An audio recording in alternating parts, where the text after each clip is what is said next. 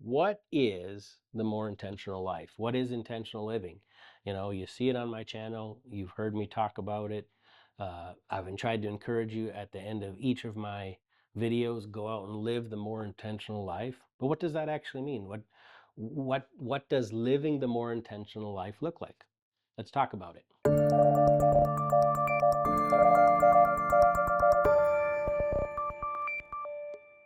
So I believe I've said this before briefly in another video.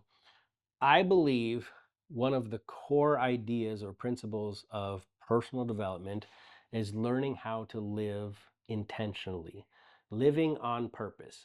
The opposite of living an intentional life is not going out and just doing crazy stuff. The opposite of living an intentional life is just basically living on autopilot, just going with the flow, just letting life unfold the way that it's going to. In science, we have this idea called entropy, and it is this idea that the universe as a whole tends toward chaos, tends toward death, and any system left to itself without any outward input is going to unravel into chaos. And we see this in every area of our lives, really. If you think about it, if in our health, let's talk about our weight. If you eat everything you feel like eating whenever you feel like eating it, you're not going to turn around at the end of the year and realize you've lost 30 pounds and now you have a six pack. No. If you just go by when you feel like eating, whatever you feel like eating, you're going to gain weight. You're going to be unhealthy. If you look at our finances, um, so many people are in trouble financially because they don't spend with intention. They buy the thing that's in front of them at the time that they want to buy. And so you can't just buy everything you see that you want and then turn around and be like, oh, well, I have $50,000 saved up. It's just not how it works. The same thing goes with relationships.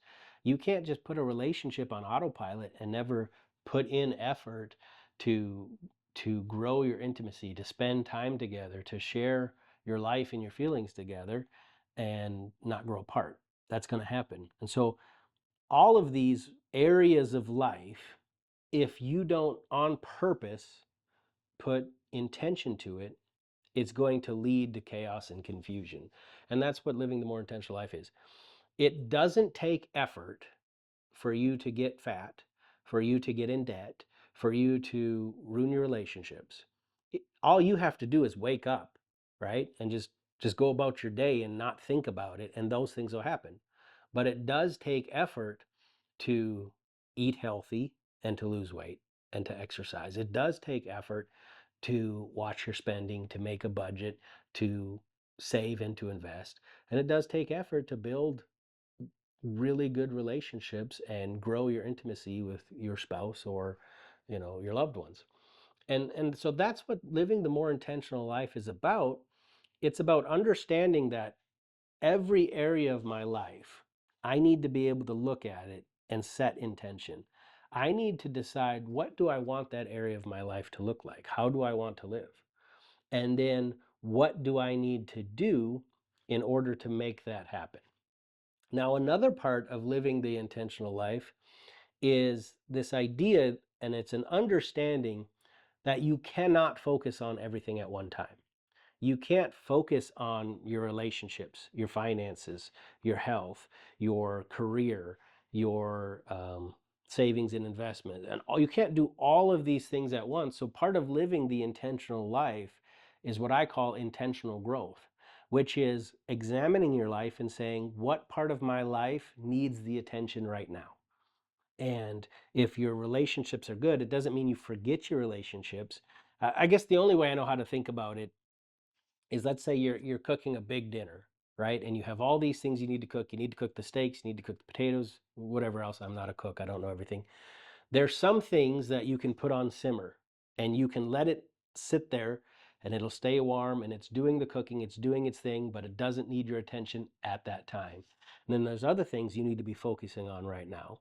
And so we're not saying you forget your relationships, but you can look at your relationships and say, my relationships are strong.